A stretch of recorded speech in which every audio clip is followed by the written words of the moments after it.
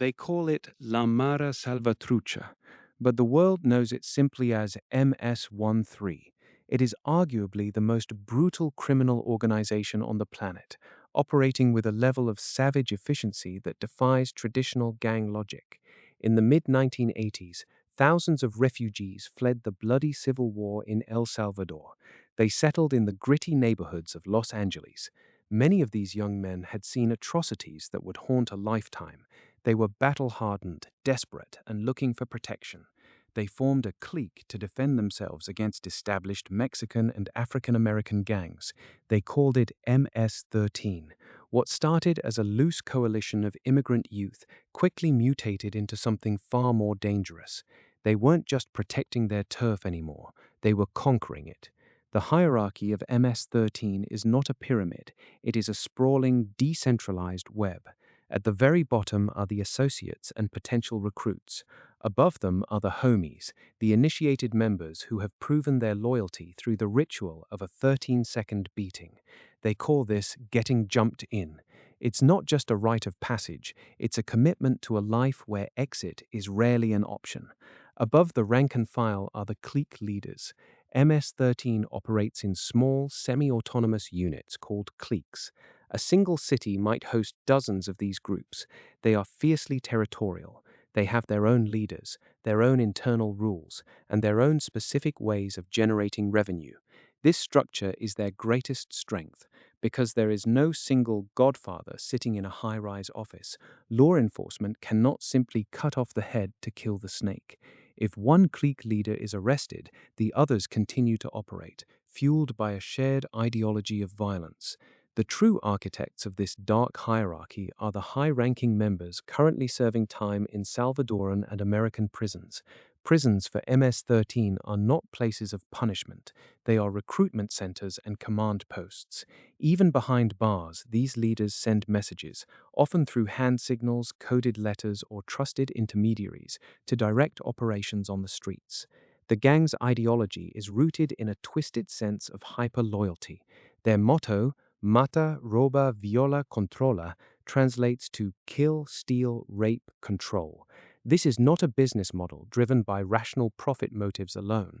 It is a culture of terror. They use machetes, baseball bats, and firearms to ensure that their presence is felt, not just in the illegal drug trade, but in the psychological landscape of every neighborhood they occupy.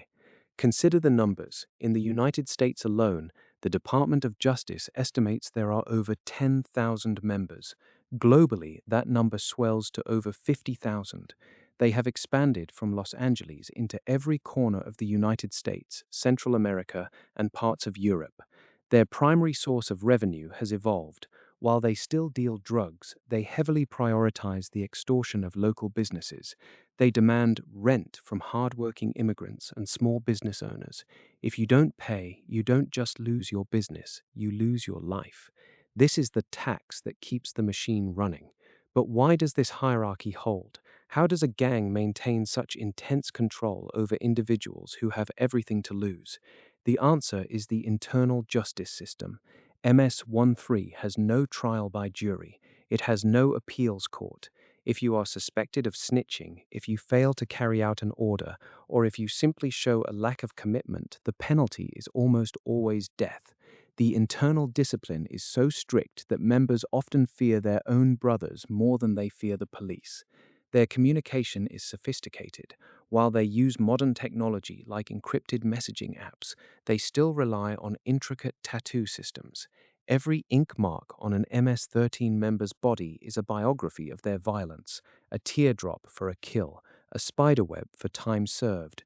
The letters MS, written in a stylized, jagged font, are a permanent declaration of belonging. You cannot quit MS-13. You can move, you can hide, but the gang's memory is long. To defect is to place a permanent target on your back. The relationship between the gang and the government in El Salvador has also been a volatile, documented cycle. In the past, governments have experimented with truce deals, attempting to bribe gang leaders into stopping the violence in exchange for better prison conditions. These deals have almost universally failed. They granted the gang legitimacy and time to reorganize. The gang didn't stop killing, they just got better at hiding it. Modern law enforcement has adopted the racketeering approach. By treating MS-13 as an organized crime syndicate under RICO laws, authorities can target the entire hierarchy rather than just individual street-level thugs. This has led to massive, coordinated takedowns, netting hundreds of leaders at once. Yet the beast remains. As long as there is poverty, displacement, and a vacuum of authority in the neighborhoods where these children grow up, MS-13 will find a new generation of desperate recruits. We often talk about gangs as if they are a foreign contagion, something separate from the society that feeds them. But the dark hierarchy of MS-13 is a product of its environment.